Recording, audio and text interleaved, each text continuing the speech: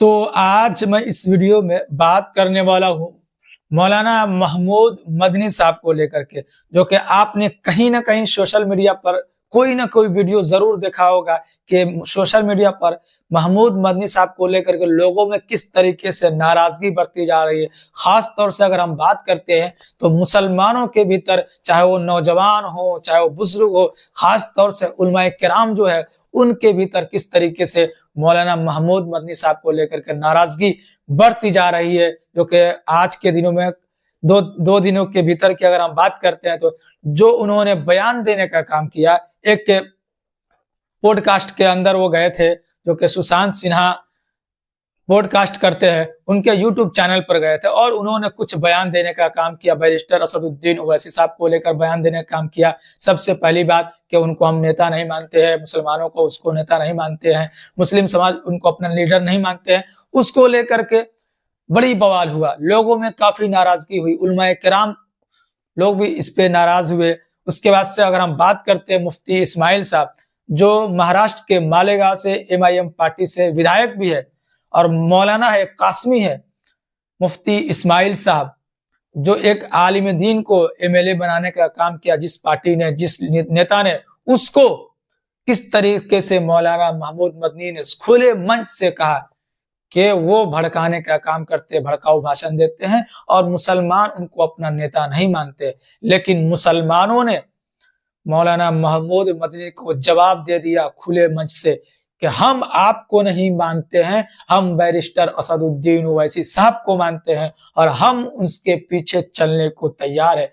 आपने बहुत सारी वीडियो देखा होगा सोशल मीडिया पर, उलमाए किराम बाहर निकल कर आए सोशल मीडिया पर, बड़े बड़े जो लोकल न्यूज चैनल होते हैं उन पर, यूट्यूब पर आकर कहने का काम किया कि हम उलमाए किराम, जो महमूद मदनी ने कहा कि हम बैरिस्टर असदुद्दीन ओवैसी को नहीं मानते हैं, एक मुसलमानों का रहनुमा उसको नहीं मानते हैं, चाहे मुस्लिम समाज के लोग उनको नहीं मानते, लेकिन वो गलत बोल रहे हैं।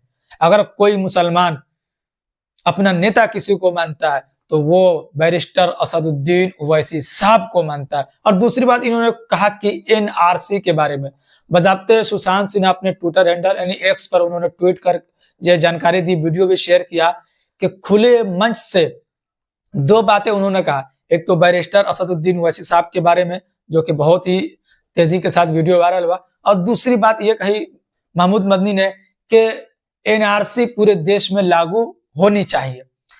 यह कितनी बड़ी बात उन्होंने कही, आप इस बात से समझ सकते हैं कि एनआरसी जब एनडीए मोदी सरकार की तरफ से पेश किया गया, पार्लियामेंट के भीतर पास किया गया, तो पूरे देश भर में किस तरीके से हफ्तों हफ्तों आंदोलन हुआ, सड़कों पर धरना दिया गया, पूरे मुस्लिम समाज सड़कों पर उतर गए, बड़े बड़े उलमाए किराम सड़कों पर उतर गए, बड़े बड़े पॉलिटिकल पार्टी के लोग जो मुस्लिम का वोट लेते हैं वो भी इनके समर्थन में थे। लेकिन क्या चूल मची है मौलाना महमूद मदनी साहब को, पता ना क्या इनके दिमाग में चल रहा आजकल कि ये कुछ भी बोल जाते, इनको समझ में नहीं आता। आजकल ये टीवी चैनलों पर डिबेट में इनको जाने का इतना शौक हो गया है कि किस तरीके से इन्होंने खुलकर कहा कि हम गृह मंत्री नरेंद्र मोदी से आग्रह करते हैं कि इस पर संज्ञान ले और इसको जल्द से जल्द पूरे देश में लागू कराए।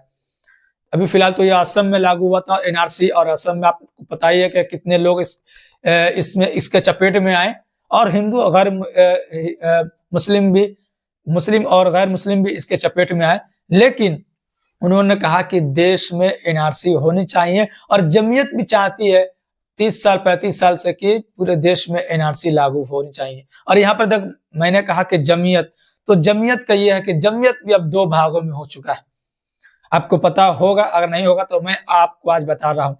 इसी महमूद मदनी के कारण आज जो जमीयत इतनी बड़ी संस्था है, जिसपे लोगों का एक ट्रस्ट है, एक भरोसा है, और मुस्लिम के लिए अपने दीन मजहब को कैसे चलाना है, लोगों को उस पर भरोसा है, उसके लिए काम करती हुई ये जमीयत नजर आती थी। लेकिन इनकी जिद की वजह से जमीयत आज 2 भागों में बट चुकी है।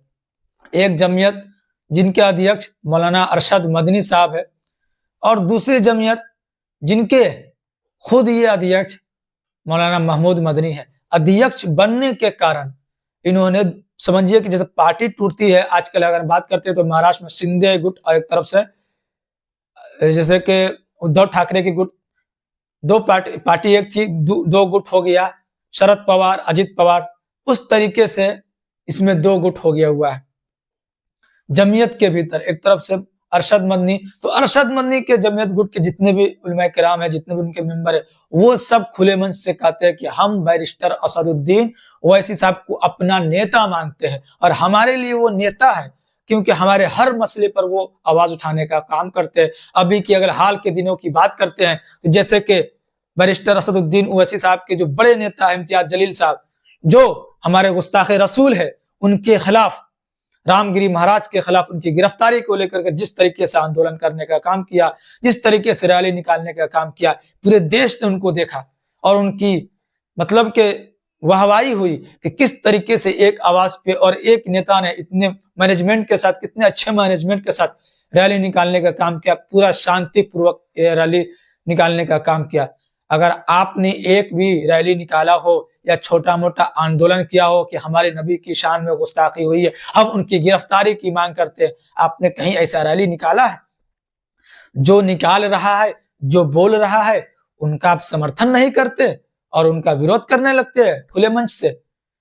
नबी की शान में गुस्ताखी हुई, मुसलमानों को मस्जिदों में घुसकर मारने की धमकी दी जा रही है, आपने कहीं से डिबेट में जाकर कहा कि हाँ ऐसा नहीं होनी चाहिए? चाहे उनकी अभी तक आपकी बड़ी नजदीकियां बताई जाती है, आप बड़े खुले मन से कहते हैं अमित शाह जी, नरेंद्र मोदी जी, आप ये एनआरसी लागू कर दीजिए, तो आपने ये भी कह देते कि आपकी एनडीए की सरकार है महाराष्ट्र के भीतर, कि रामगिरी महाराज की अभी गिरफ्तारी क्यों नहीं हुई? इतने एफआईआर होने के बावजूद, जो मस्जिद में घुसकर मारने की धमकी दे रहा, उनकी एफआईआर होने के बावजूद गिरफ्तारी क्यों नहीं की गई है? तो ये बातें तो आप नहीं कर पाएंगे, लेकिन जो कर रहा है वो आपको अच्छा नहीं लग रहा और उनका आप खुल करके विरोध करते, लेकिन आपके विरोध करने से कोई फायदा नहीं होने वाला, उल्टे आपके विरोधी हो जाएंगे और आप पे जितने अभी लोग भरोसा करते हैं वो भी आप पर भरोसा नहीं करेंगे और आपसे वो किनारा करते हुए नजर आएंगे। आप देखेंगे कि कुछ दिनों के भीतर आपसे कितने लोग ताल्लुकात को खत्म कर लेंगे। जिस तरीके से आपने बयानबाजी करने का काम किया है खुले मंच से, जो पूरे मुसलमानों के एक बड़े नेता है, जो पूरे मुस्लिम समाज उनको अपने नेता मानते हैं, उनके लिए आपने जो शब्द आपने जो इस्तेमाल किया है कि वो मुसलमानों का नेता नहीं हो सकता, वो भड़काऊ बयान देता है। अरे भाई क्या भड़काऊ बयान देता है? हाँ, वो मुस्लिम पर्सनल लॉ बोर्ड के मेंबर है। मुफ्ती इस्माइल साहब जो एमएलए है मालेगांव से, वो मुस्लिम पर्सनल लॉ बोर्ड के मेंबर है। जो खालिद सैफुल्लाह रहमानी साहब है, वो खुद उनके साथ प्रोग्राम में साथ रहते हैं, अलग अलग जगह पर उनको देखा जाता है। तो क्या वो समझदार नहीं है? मुस्लिम पर्सनल लॉ बोर्ड के जो अध्यक्ष है और वो मेंबर है, अगर आपको इतना ही लगता है तो फिर आप उनको, मुस्लिम पर्सनल लॉ बोर्ड के मेंबर है तो उनको क्यों वहां से नहीं हटा दिया जाता? उनको, आप में अगर इतना पावर है, अगर आपकी इतनी बातें चलती है लोगों के बीच में, आपकी बातें उलमा किराम मानते हैं, आपकी जमीयत बात मानती है, मुस्लिम पर्सनल लॉ बोर्ड अगर आपकी बात मानती है, तो फिर आप उनको मेंबरशिप से क्यों नहीं खत्म कर देते? लेकिन आपकी बात कोई नहीं मानेगा। सबको पता है कि ये बैरिस्टर असदुद्दीन ओवैसी साहब को हमारे अंदर, हमारे जो भी संस्था है जो हम चलाते हैं, चाहे जमीयत, चाहे मुस्लिम पर्सनल लॉ बोर्ड हो, इनके भीतर आना उनके लिए गर्व की बात है कि हमारे जो भी हमारी संस्था है उनके भीतर हमारे लिए एक बड़ा लीडर है। वो एक बतौर लीडर के हैसियत से भी है और एक बतौर स्कॉलर के हैसियत से भी है। क्या चीज को वो जानते नहीं है? जितना आलिम दीन जानते हैं उतना वो भी जानते हैं। अगर सामने खड़ा करा दिया जाए किसी, कितना भी लाखों का मजमा हो, तो वो साबित कर सकते हैं कि हम एक पढ़े लिखे दीन के हिसाब से है। ऐसे तो पॉलिटिक्स के और लॉ के हिसाब से तो बहुत पढ़े लिखे हैं, लेकिन दीनी मजहब के हिसाब से भी वो कम नहीं है, बहुत जानकारी रखते हैं। तो किस हिसाब से आप उनको कम आंकते हैं? इसलिए आपकी इसमें किरकिरी हो रही है महमूद मदनी साहब, और खुले मन से लोग आपको इनकार कर रहे हैं। अगर आप जमीयत के अध्यक्ष नहीं होते तो आपको कोई नहीं पूछता, और आपकी जो जमीयत है आप जो दो भाग में आपने जमीयत को कर दिया, तो आपके भाग वाले जमीयत को कोई नहीं पूछेगा। आप सबको पता है कि आप राजनीति करने के वाले हैं। अब आप राजनीति में एंट्री करने वाले हैं। आप सिर्फ राजनीति मुद्दे के हिसाब से आप बात को बोल रहे हैं या किस कोई बुलवा रहा है आपसे, यही पता चलता है। पूरे देश के मुसलमानों ने एनआरसी का विरोध करने का काम किया। सड़कों पर अपने घर बार को छोड़ करके, अपने छोटे छोटे बच्चों को छोड़ करके, सड़कों पर खाना पीना को छोड़ करके सड़कों पर उतरने का काम किया। और आप उसे कहते हैं, कोई मुस्लिम ये गवारा नहीं करेगा कि भारत के भीतर एनआरसी लागू हो। लेकिन आपने खुलकर कहा कि हाँ, भारत के अंदर एनआरसी लागू होनी चाहिए और हम इसका समर्थन करते हैं और हमारी जमात यानी जमीयत इसका समर्थन करती है। लेकिन कोई मुसलमान, आप सिर्फ समर्थन करते हैं, बाकी कोई मुसलमान एनआरसी लागू हो इसके पक्ष में नहीं है। वही पक्ष में होगा जो भाजपा के पार्टी में ज्वाइन होगा, जो बीजेपी में ज्वाइन होगा, जो भाजपा के माइंड का होगा, वही चाहेगा कि एनआरसी लागू हो। वरना कोई ऐसा मुसलमान नहीं है जिसने दर दर भटकते हुए आंदोलन में शामिल हुआ और वो ना चाहेगा कि एनआरसी लागू हो। और आप कहते हैं खुले मन से कि एनआरसी लागू हो। लोगों को धीरे धीरे पता चल रहा है आपके भी मानसिकता का, कि आपकी जो दिमाग है वो किस तरफ जा रही है और आप क्या सोच रहे हैं। लोगों को धीरे धीरे पता चलने लगा है। और जो जमीयत मौलाना अरशद महमूद वाली जो जमीयत है, वो खुले मन से बैरिस्टर असदुद्दीन ओवैसी साहब के समर्थन में है और वो समर्थन में रहेंगे भी।